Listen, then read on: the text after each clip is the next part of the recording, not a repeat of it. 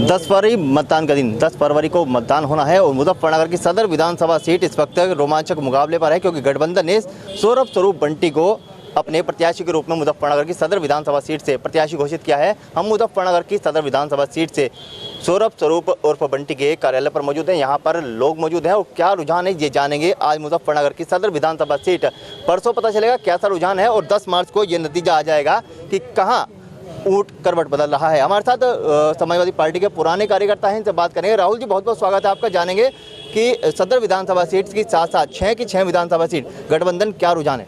अच्छा रुझान है। जब से गठबंधन हुआ है आम मतदाता में रुझान है और भारतीय जनता पार्टी से लोग त्रस्त हैं, क्योंकि पिछले 5 सालों में उनके विधायक 6 सालों से हैं, उपचुनाव भी जीते, चुनाव भी जीते, मिनिस्टर भी बने, लेकिन उन्हें कोई विकास कार्य नहीं किया। विकास कार्य ना होना और जनता को ठगा सा महसूस करने की वजह से गठबंधन प्रत्याशी मजबूत स्थिति में है।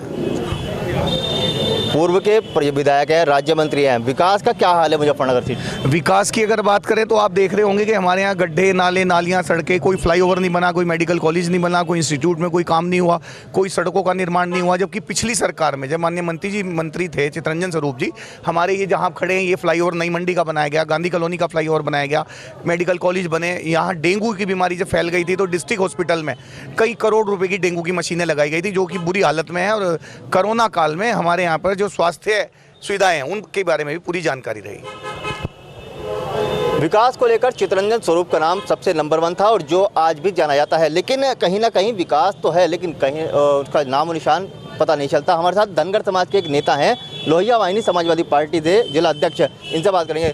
संदीप जी, ये बताइए कि जिला अध्यक्ष भी हैं आप लोहिया वाहिनी के, और धनगर समाज की एक बहुत बड़ी मांग है कि धनगर समाज के प्रमाण पत्र जो कि अखिलेश यादव की सरकार में जारी किए गए थे लेकिन बाद में बंद कर दिए गए, क्या वजह रही, क्या इस वक्त है? इसमें सबसे पहले तो मैं धन्यवाद कहना चाहूँगा आपका।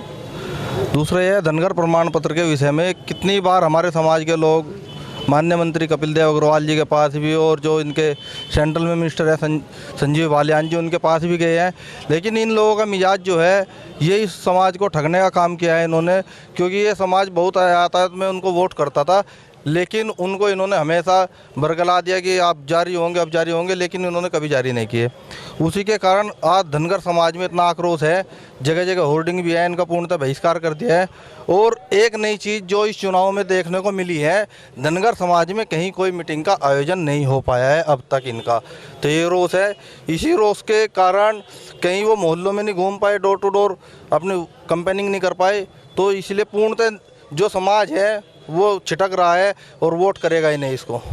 जनकपुरी, कंबल वाली गली, रामपुरी, आनंदपुरी, कई सारे ऐसे मोहल्ले हैं जहाँ पर धनगर समाज का एक बाहुल्य है, और वहाँ पर क्या रुझान चल रहा है? धनगर समाज का जनकपुरी से आपने बात उठाई, आप अब से 4 वर्ष पहले जनकपुरी मोहल्ले में आपने किया था, जब 44 परिवार जो हैं वहाँ पर उन पे नोटिस थे अवैध मकान के, वो निस्तारण नहीं किया इन्होंने। तो जनकपुरी का तो छोड़ दे, जनकपुरी में तो इनको वोट मिलेगी नहीं है और धनगर समाज इनको वोट नहीं करेगा, गठबंधन के पक्ष में वोट करेगा।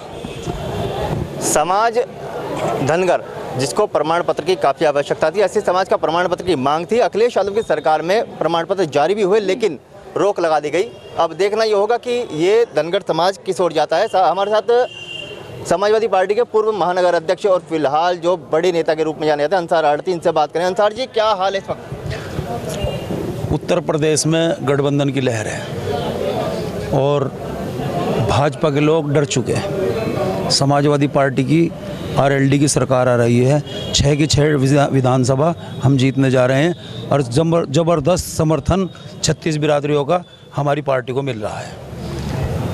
अमित शाह आए, मुख्यमंत्री आए, उप मुख्यमंत्री आए, एक सीट पर इतने सारे नेताओं का आना क्या मानेंगे? यो आपको समझना चाहिए कि वे हार चुके और डर चुके।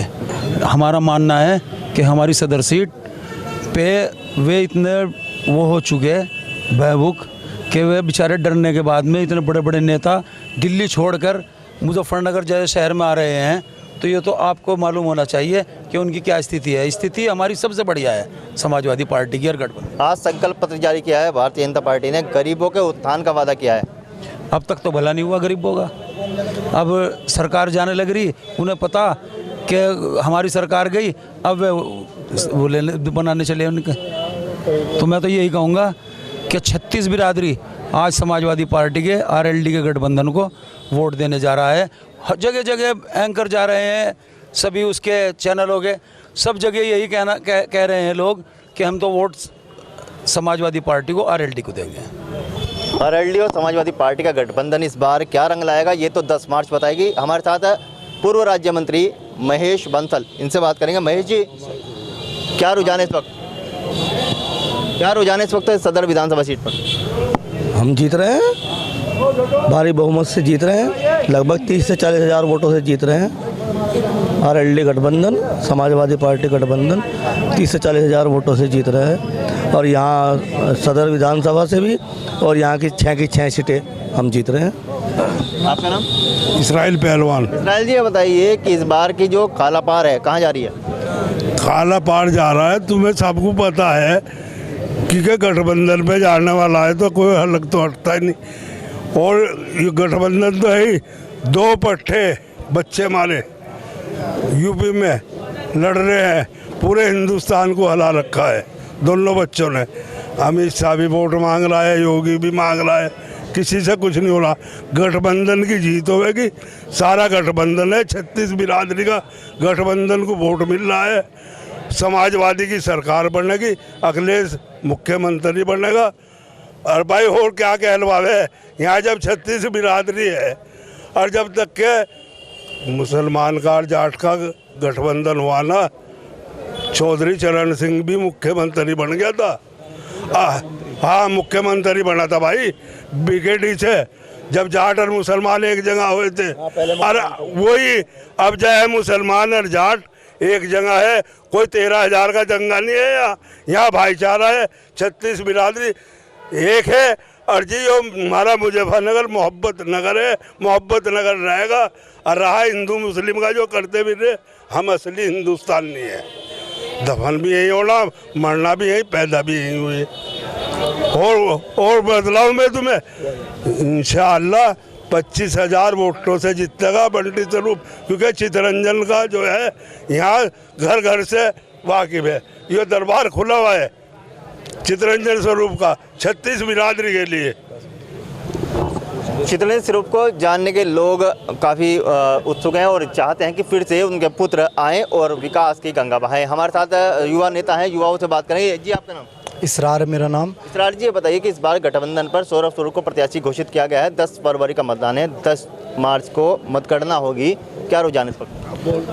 10 फरवरी को जैसे कि आप माहौल देख रहे हैं, चारों तरफ जो है गठबंधन की वोटिंग होने की पूरी संभावना है। 100 के 100% वोटिंग होगी।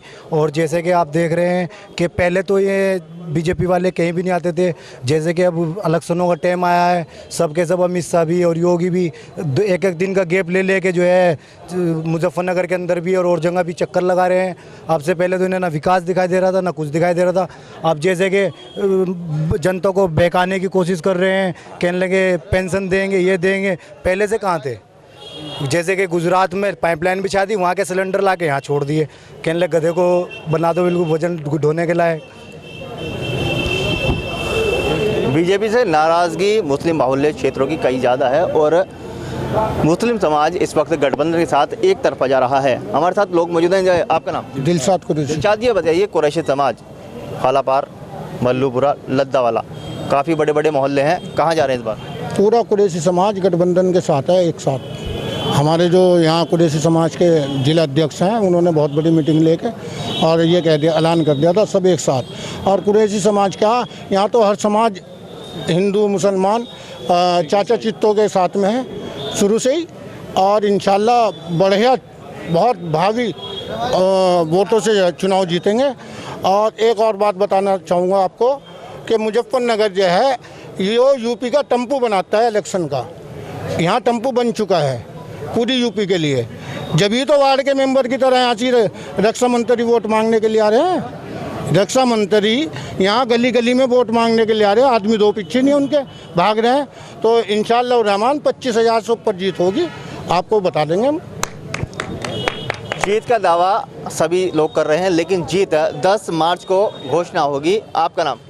मेरा नाम मोहम्मद इसरार अब्बासी है। अब्बासी, ये बताइए कि सदर विधानसभा सीट से प्रत्याशी सौरभ स्वरूप हैं, और लेकिन बहुजन समाज पार्टी ने कहीं ना कहीं अपना तीसरी टांग घुसेड़ दी है, क्या कहेंगे? देखिए, बहुजन समाज पार्टी का कोई जनाधार नहीं है मुजफ्फरनगर में, और मुजफ्फरनगर में कहूँगा ये पूरे पश्चिम में कहीं नहीं है, जबकि कभी पश्चिम बसपा गढ़ हुआ करता था, लेकिन अब जी जो मौजूदा कंडीशन है उसमें बसपा कोई वो नहीं है।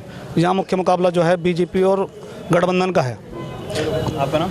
नासिर राना। नासिर जी, बताइए कि इस बार राजपूत मुस्लिम राजपूत किधर जा रहे हैं? मुस्लिम राजपूत की बात ना करो, पूरे सर्व समाज की बात करो। पूरा सर्व समाज आज राष्ट्रीय लोकदल और समाजवादी पार्टी के साथ है, बीजेपी के खिलाफ हैं, और सभी गठबंधन की सीटें, जितनी भी मंडल की हमारी सीटें हैं, सब पे गठबंधन की जीत होने जा रही, और माननीय अखिलेश यादव जी मुख्यमंत्री बनने जा रहे हैं और समाजवादी पार्टी की सरकार बनने जा रही है। समाजवादी पार्टी की सरकार का दावा, रालोद गठबंधन इस बार क्या रंग लाने वाला है, इसके बारे में बात करेंगे। एक शायर मौजूद हैं, इनसे कुछ जानेंगे। आपका नाम? अल्ताफ़ मशल। अल्ताफ़ जी, शायराना अंदाज में 10 फरवरी के लिए क्या संदेश देंगे? बेड़ियाँ आज भी पहने हैं असीराने वतन, फ़र्क इतना है कि ज़ंजीरों में झनकार नहीं। हकीकत यह है कि जितना जुल्म यहाँ के अवाम पर इस हुकूमत ने कर रखा है, ये हिंदू और मुसलमानों को लड़ा रखा है, इनमें खाई पैदा कर दी है। इनकी खाई पाटने के लिए अब आवाम चाहता है कि इस हुकूमत को बदला जाए। जो फासले इन्होंने हिंदू और मुसलमानों में पैदा कर दिए हैं, उन फासलों को दूर करने के लिए हिंदू और मुसलमान अब ये चाहता है कि ये फासले दूर हों और एक प्लेटफार्म पर आ जाएं। ये बांटना चाहते हैं, और हम यहाँ के अवाम हिंदुस्तान का बंटना नहीं चाहता। जो लोग हिंदुस्तान को सुपर पावर देखना चाहते थे, उनके ख्वाबों को इन्होंने चकनाचूर किया है। इन्होंने हिंदू और मुस्लिम करके हमारे हिंदुस्तान की तरक्की को रोकने का काम किया है। तो अब तमाम जितने लोग हिंदुस्तान का अवाम है, वो चाहता है कि ये हुकूमत जाए ताकि तरक्की के रास्ते खुलें, तरक्की हो, और पूरे दुनिया में हमारे हिंदुस्तान एक सुपर ताकत बने। जो हमारा ख्वाब है, इस ख्वाब को इन्होंने रोक रखा है। तो हम यही चाहते हैं कि ये जाए। और जहाँ तक यहाँ के प्रत्याशी का ताल्लुक़ है, तो यहाँ के प्रत्याशी को तो इसलिए जिताना चाहते हैं कि ये हमेशा ये घराना सेकुलर घराना रहा है, इसमें कभी हिंदू मुस्लिम का कोई भेदभाव नहीं रहा, सभी के काम हुए हैं। तो मैं समझता हूँ कि कोई बिरादरी, कोई तबका, कोई मज़हब ऐसा नहीं है जो इनको ना चाहता हो। इनकी जीत का कारण ही ये बनेगा कि इन्होंने हमेशा सेकुलरिज्म को ऊपर रखा है, लोगों का काम किया है, और ये विकास पुरुष के नाम से यहाँ से जाने जाते हैं। तो लोग इनको वैसे भी वोट करेगा। इसमें एक तबका नहीं, तमाम मज़हब, तमाम तबके के, तमाम बिरादरी के लोग इनकी तरफ खिंच रहे हैं। और जो मौजूदा यहाँ के विधायक हैं, उनसे बहुत तरसते हैं कि उनका काम, उन्होंने किसी का काम नहीं किया। बहुत लोग हम जा रहे हैं तो मीटिंगें बड़ी बड़ी हो रही हैं और वो इनके ख़िलाफ़ आवाज़ उठा रहे हैं। जो इन्होंने पिछली बार इनको वोट दिया था, उनकी बात कर रहा हूँ कि इनके ख़िलाफ़ हो चुके हैं। तो पूरी जो है 100 के 100% उम्मीद है कि वो भारी मतों से हारेंगे, भारी मतों से, मामूली से नहीं, भारी मतों से हारेंगे। आप मौजूदा जो विधायक हैं यहाँ के कपिल देव जी, और इंशाल्लाह हम उम्मीद करते हैं कि यहाँ से जब हम इनको जिता के भेजेंगे असेंबली में, वहाँ पहुँच करके ये योगी को हराने का काम करेंगे ताकि हमारे प्रदेश की तरक्की वापस आ सके। और जब योगी हारेंगे तो इंशाल्लाह हमें उम्मीद है कि मरकज़ में भी इसका फ़र्क पड़ेगा और फिर हमारी राह हिंदुस्तान को सुपर ताकत बनाने के लिए भी गामज़न होगी। जनता बदलाव चाहती है, जनता बदलाव चाहती है। बदलाव के साथ साथ हम आगे बढ़ रहे हैं। हमारे साथ कुछ युवा नेता मौजूद हैं, इनसे बात करें। जी, आपका? मेरा नाम फराज अंसारी। मैं फराज जी, बताइए कि इस बार युवा क्या चाहते हैं? युवा बदलाव चाहते हैं और समाजवादी पार्टी को चाहते हैं, क्योंकि समाजवादी पार्टी एक ऐसी पार्टी है जो सेकुलरिज्म की बात करती है और सबको नौकरी देने का काम करती है, विधवाओं को पेंशन देने का काम करती है। जो सबसे पहले क्या हुआ, जब बीजेपी की सरकार आई तो उन्होंने क्या करा कि सबसे पहले जो समाजवादी की पेंशन योजना थी, जिसकी हाई कोर्ट ने भी तारीफ़ की है, उसको बंद करने का काम बीजेपी सरकार ने किया। तो इसलिए समाजवादी पार्टी के लोग यहाँ आने चाहिए और अखिलेश यादव जी मुख्यमंत्री बनने चाहिए, इसलिए जो यही चाहता है। आपका नाम? मेरा नाम मास्टर नीरज कुमार है। मास्टर जी, ये बताइए कि इस बार शिक्षकों और सरकारी जो योजनाएं हैं उनमें पेंशन की बहाली का वादा समाजवादी पार्टी की सरकार ने किया है, क्या कहेंगे इस पर? इसके लिए उनका जो समाजवादी जो पार्टी उनका लिए ये बहुत अच्छा फैसला है, क्योंकि वृद्ध हो जाने के बाद बच्चे उनको छोड़ देते हैं, उनका खर्चा कहाँ से चलेगा। आप एक मिनट सोच कर देखें, जब वृद्ध हो जाते हैं उनकी अहमियत बच्चों के नज़रों में कम हो जाती है।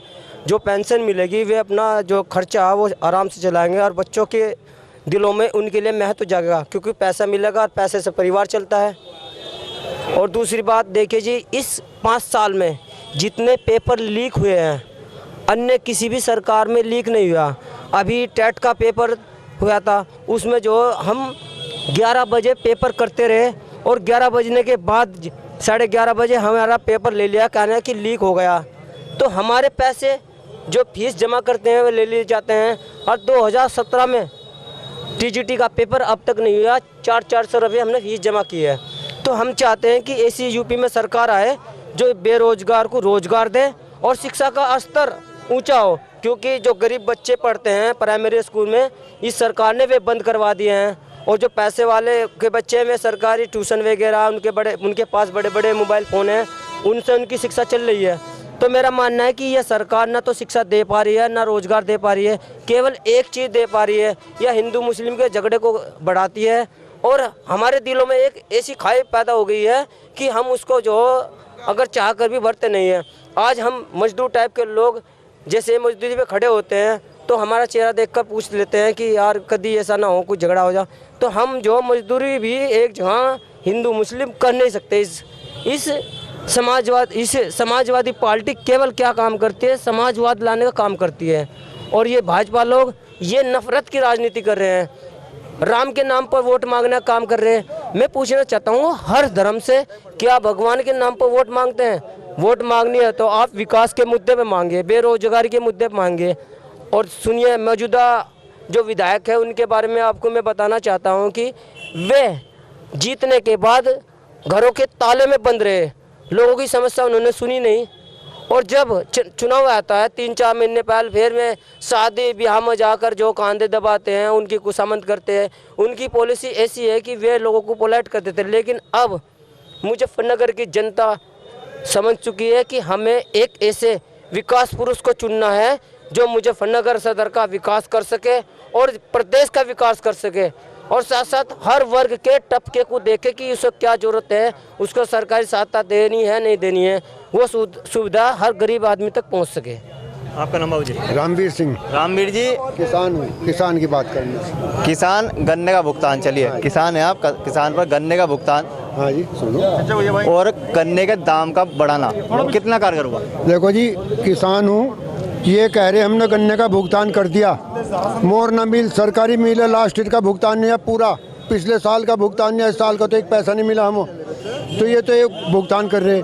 रही गन्ने के भाव की, 5 साल में 35 रुपये बढ़ाए 300 रुपये पर, 7% बढ़ाया उन्होंने, 7%। मैं किसान हूँ, बिजली का ट्यूबवेल है मेरा, जब योगी जी ने सत्ता संभाली में 6,000 रुपये पर ईयर देता था बिजली के, अब 18,000 दे रहा। तो 200% और 7% का डिस्टेंस देख लो। और डीजल 56 रुपये खरीदता था, 90 ले रहा, 80% बढ़ा। तो 7% में किसान खुश हो गया, 80% में किसान कुछ नहीं। गैस सिलेंडर हो 500 का था, 1,000 का ले रहे। और साहब आखिरी बताऊं, हमारे योगी जी माननीय मुख्यमंत्री हो, मुख्यमंत्री तो आज भी हैं, दादागिरी करने लगे। कह रहे तुम्हारा गर्मी निकाल दूँगा, गर्मी निकाल देगा हमारी, हमें जनवरी में पसीना आ जा। हम वो चीज़ है जनवरी में हमें पसीना आ जा जब मेहनत करते हैं, हमारी गर्मी कैसे निकाल देगा? एक शोभनीय बात नहीं, दादागिरी की बात कर रही योगी जी, कितने शर्म की बात है। मुख्यमंत्री तो हमारे भी हैं, बस यही कहना और क्या देखा। कहीं ना कहीं सदर विधानसभा सीट पर गठबंधन का एक और रुझान काफ़ी सटीक जा रहा है, लेकिन किसान और मजदूर ये दो तबके हैं जो सबसे ज़्यादा वोट करते हैं। हलचल इंडिया के लिए उसाफ अहमद, शाहनवाज हुसैन के साथ हिमांशु पाल।